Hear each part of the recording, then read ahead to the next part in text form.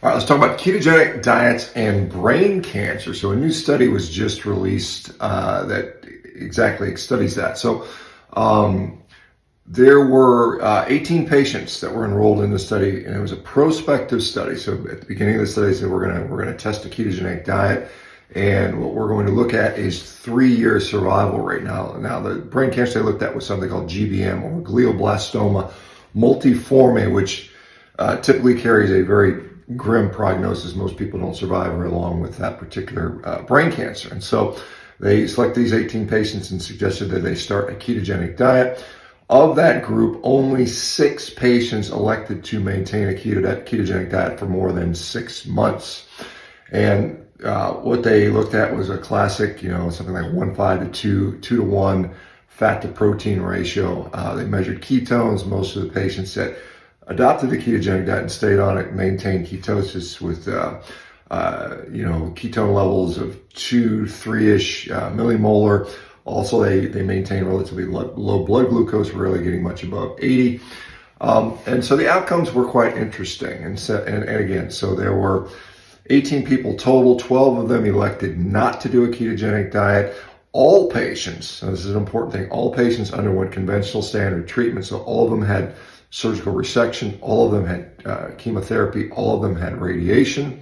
But the outcomes were quite different. So the ones that elected not to do the ketogenic diet, the average survival rate was 15 months. And of the 12 people, only 1 person had survived out past 3 years.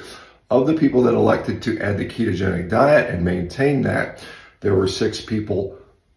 4 of them survived, so 66% of them survived, as opposed to 8% of the ones surviving on the non-ketogenic diet. So that's quite a big difference. That was statistically significant, even though the numbers are relatively small. It did reach statistical significance because there was such a huge discrepancy in survival rates. Of the 2 that passed away while eating the ketogenic diet, the median survival rate time was 43 months.